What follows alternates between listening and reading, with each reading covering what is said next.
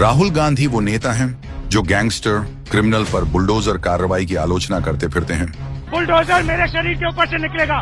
Bulldozer की कार्रवाई के बाद राहुल गांधी ने निशाना साधा है। वहीं राहुल गांधी का भी ट्वीट सामने आया बुलडोजर से एक्शन पर कि देश के संवैधानिक मूल्यों का हनन किया गया है।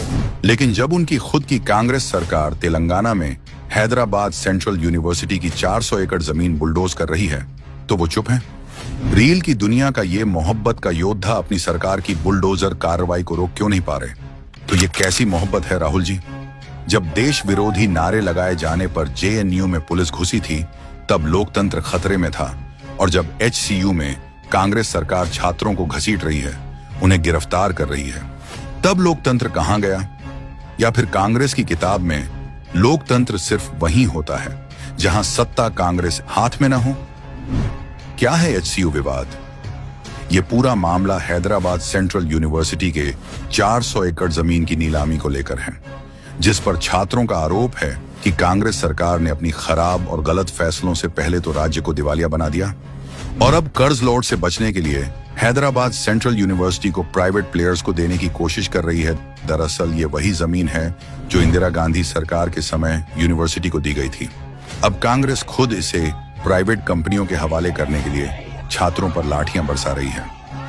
HCU की 400 एकड़ जमीन सिर्फ कोई खाली प्लॉट नहीं, बल्कि 700 से ज्यादा पेड़ पौधों की प्रजातियां, 200 से ज्यादा पक्षी, हिरण, जंगली सुअर और दुर्लभ स्टार कछुए खतरे में हैं। तो राहुल गांधी और उनकी लोकतंत्र बचाओ ब्रिगेड गहरी नींद में है।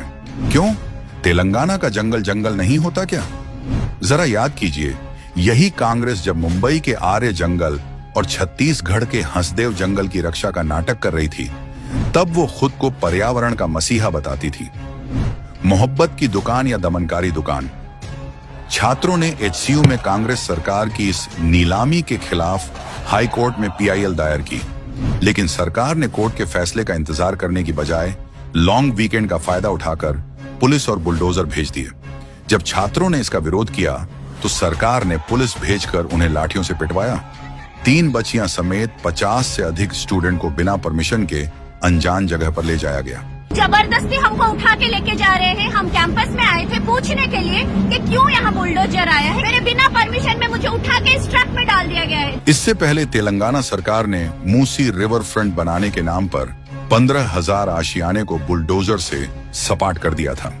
सवाल तब भी यही था और आज HCU को लेकर भी यही है कि तेलंगाना में हजारों आशियानों को तोड़ने का कांग्रेसी सरकार का ये दमनकारी काम सिर्फ अपने पसंदीदा बिजनेसमैन को फायदा पहुंचाने का या तो पैंतरा है या कांग्रेस का असली चेहरा ही है।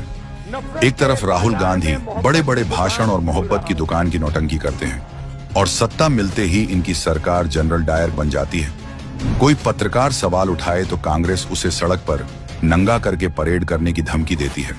ये तो वही कहावत हो गई, ऊंची दुकान फीकी पकवान, यानी पहले खटाखट खटाखट कर सत्ता की दुकानदारी ले लो और जनता को पकवान खिलाने की बारी आए तो लाठी खिलाओ।